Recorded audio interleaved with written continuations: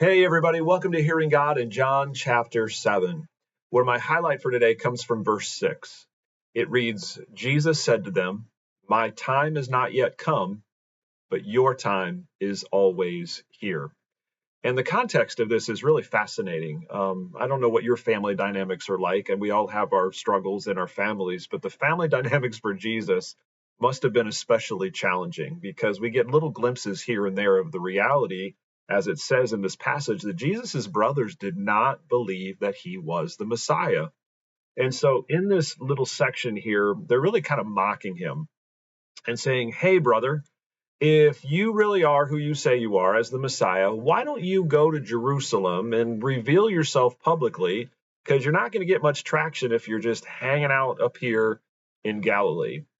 And so to this, Jesus replied to them, the highlighted verse for today, My time has not yet come, but your time is always here. And while it's true that we're different than Jesus's brothers and that we really do believe that he's the Messiah, we are like Jesus's brothers in that we're not always surrendered to God's timing. And we have our ideas and our wishes about how things are going to work, and we have our own timetable. But I think it's important for us to note that, to follow Jesus is to follow his timing. And as sovereign king of the universe, he absolutely has a purpose and a plan and a timetable. And so this is true not only on a cosmic scale, but it's also true in the details of my life. And so when I come to him and I pray, I am to seek his will, but also to seek his timing. I'm to surrender to his will, but also to his timing. And that can be so hard. There are some big things in many of our lives that perhaps we've been praying for years, and we want them right now.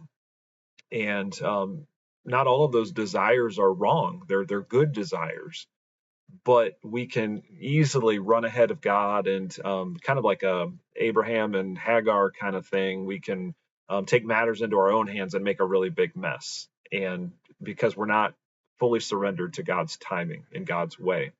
And so I wonder how that hits you today. What is it that you might be wrestling with? You have a desire, you have a vision for your future, and you want it now. And Jesus says, "Hey, that's not my timing. That's not the timetable I have for you."